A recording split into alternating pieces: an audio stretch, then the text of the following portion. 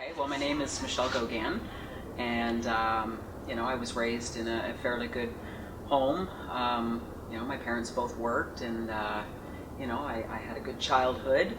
And as I got into high school, I was pregnant very young, had my first son, and at that time I had to leave high school, and there was a lot.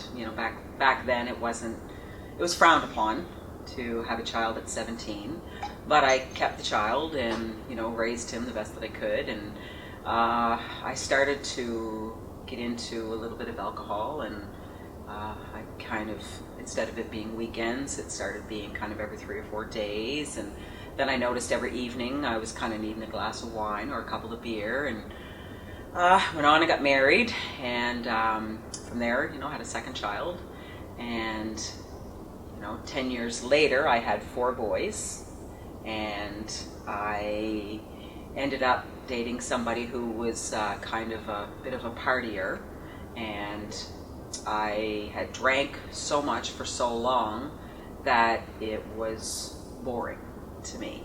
I wasn't finding relief in the drinking.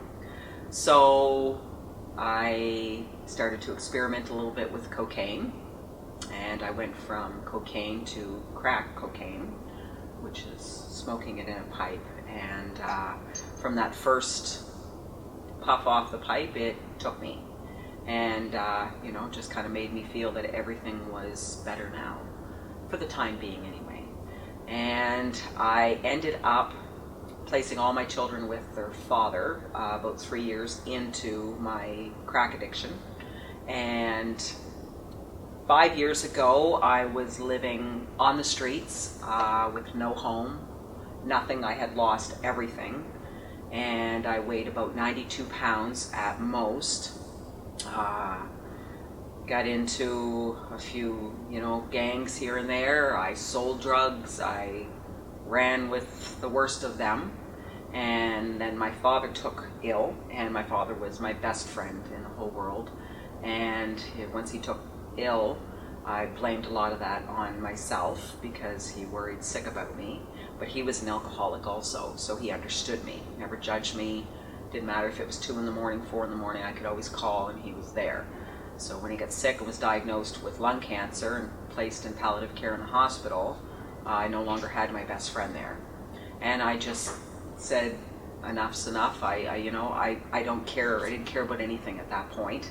The drugs overtook my mind, and I fell hard, and I ended up in a drug shack and was beaten unrecognizable at that point because I had owed a small drug debt.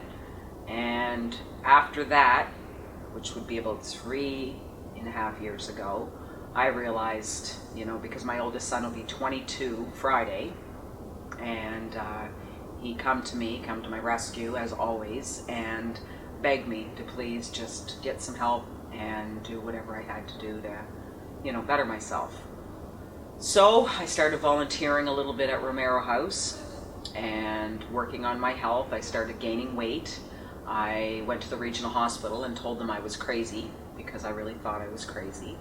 And they did a lot of work on me there and sent me to mental health, and I met a wonderful doctor, Dr. Usda there. He was fantastic.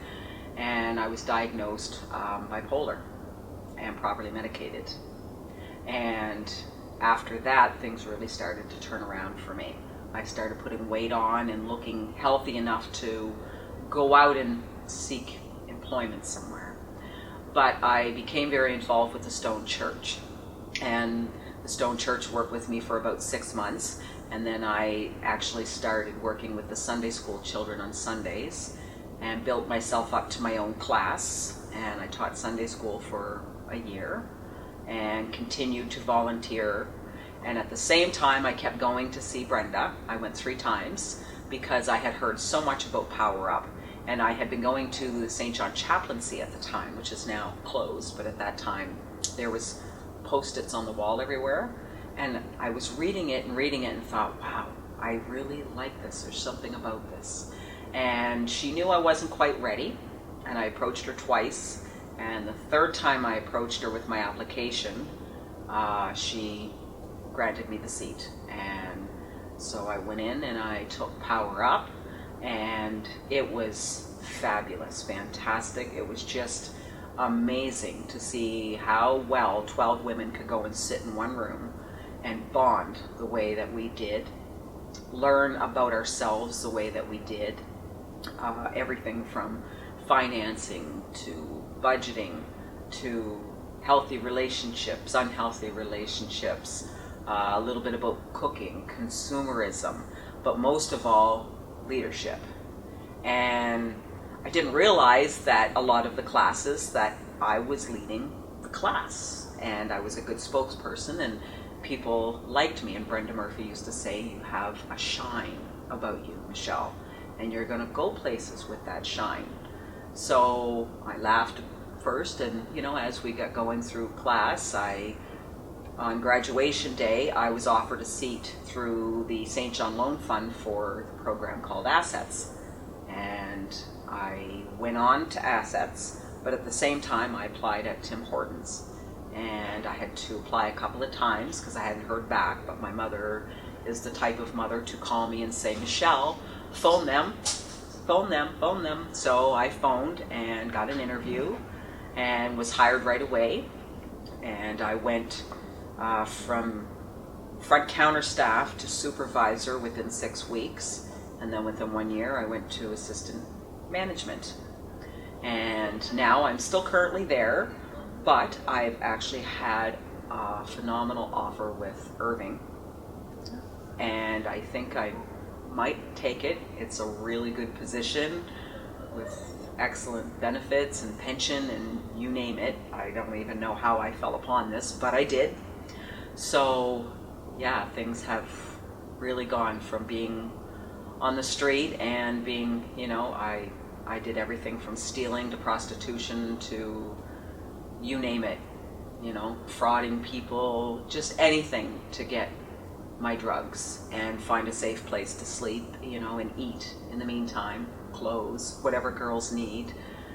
Girls need makeup and hair stuff and, things like that. So it was a pretty tough time. I wouldn't wish it upon my worst enemy by any means, but I'm someone that definitely shows that you can be, not just hit your bottom, but I mean be 10 feet down and still come up on top.